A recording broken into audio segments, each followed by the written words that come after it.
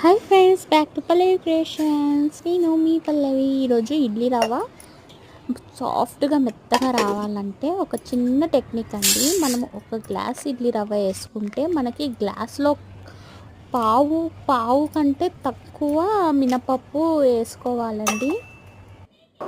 అయితే పావు అనేది మనకి మిక్సీ వేయరాదు కాబట్టి కొంచెం క్వాంటిటీ వేసుకొని మిక్సీ వేసుకున్నాక అందులో నుంచి కొంచెం ఈ విధంగా చూపిస్తున్నట్టు ఆ విధంగా మనకి పిండికి రవ్వకి తగ్గట్టు కొంచెం కాస్త వేయాలండి.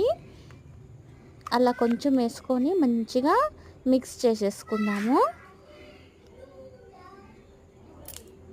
ఎక్కువ మినపప్పు అనేది ఎక్కువ మోతాదులో వేసుకుంటే మనకి గట్టిగా వస్తాయండి. అదే మనము 4:4 కంటే హాఫ్లో వేసుకుంటే అప్పుడు మనకి చాలా సాఫ్ట్గా పఫీగా వస్తాయండి. ఓకే అండి, ఈ విధంగా మనము వేసుకొని మనం మంచిగా కలుపుకోవాలండి. కలుపుకున్నాక మనం ఒక నైట్ మొత్తం పెట్టుకున్నాక మార్నింగ్ అనేది మనము ఇట్లా ఇడ్లీ స్టాండ్లో పెట్టుకొని ఉడికించుకోవాలండి. ఇప్పుడైతే నేను లాస్ట్ నైట్ మిక్సీ వేసి పెట్టాను, మార్నింగ్ టిఫిన్కి వస్తుంది ఇది. సో ఈ విధంగా పెట్టేసుకుందాము. ఓకే అండి, సో ఇదే అండి సింపుల్ టెక్నిక్. మనకి 1 గ్లాస్ ఇడ్లీ రవ్వ వేసుకుంటే మనము పావులో కొంచెం తక్కువ చేసుకొని వేసుకోవాలండి. మినపప్పు చూసారా ఎంత బాగా పొంగాయో, చాలా బాగా వచ్చాయి, తెల్లగా పఫీగా ఉన్నాయండి. చూడండి ఎంత మంచిగా పొంగిందో. దీంట్లో సాల్ట్ అనేది సరిపడా వేసుకుంటాం కదా,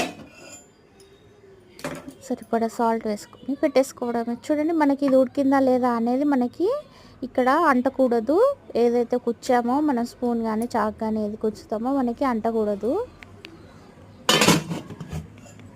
ఇప్పుడు స్టవ్ ఆఫ్ చేసుకొని కాసేపు అయ్యాక తీద్దాము. తీసాక చూడండి ఎంత మెత్తగా, ఎంత పూతరేకుల్లాగా, పూలలాగా ఎంత బాగా, చూడండి ఎంత పఫీగా వచ్చింది. ఇలా అనగానే రాలిపోతుంది.